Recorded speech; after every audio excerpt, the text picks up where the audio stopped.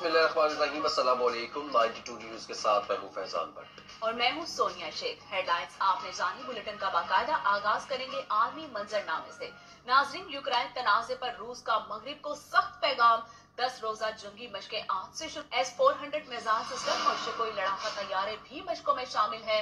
Belarus में भी रूस के साथ मशकों में शरीक होगा। गुज़श्ता रोज बेलारूस ने अपने फौजी रूसी भेजने के साथ ऐलान किया है।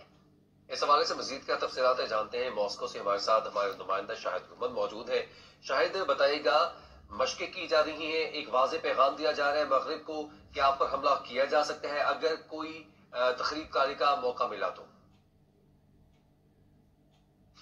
जी बिल्कुल, आज रूस और बेलारूस की मुश्तरका फौजी मशकें अलाइड रिजॉल्व 2022 का आगाज होगा। ये मशकें 10 रोज तक जारी रहेंगी। 30,000 से ज्यादा जंगी फौजियों की मशकों में हिस्सा लेने की तवक्को की जा रही है।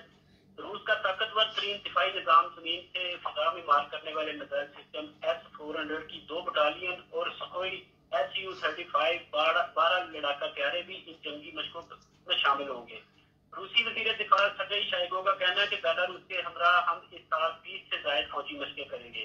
उनका ये भी कहना था कि 10 से 20 फरवरी के दरमियान अलाइड रिजॉल्व 2022 नामी फौजी मशकों का आगाज होगा, जिसके लिए मशरकी रूस के इलाकों में फौजी साजो सामान पहुंचा दिया गया है। बेलारूसी सदर लुकाशेंको का कहना है कि ये मशकें यूक्रेन के साथ सरहद पर दिफा बढ़ाने में मददगार होगी। दूसरी जानब नेटो ने इसे सर्द जंग के बाद बेलारूस में सबसे बड़ी तैनाती करा दी है, जबकि अमेरिका ने खबरदार किया है कि रूस मशकों को हकीकी हमले या दारुल हुकूमत कीव पर कब्जा करने की कोशिश के तौर पर इस्तेमाल कर सकता है।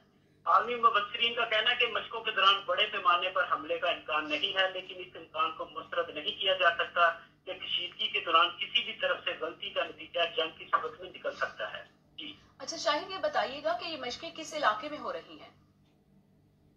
जी, ये बेलारूस के इलाके में हो रही है और ये यूक्रेन के जनूब की जानब 150 किलोमीटर के फासले पे है।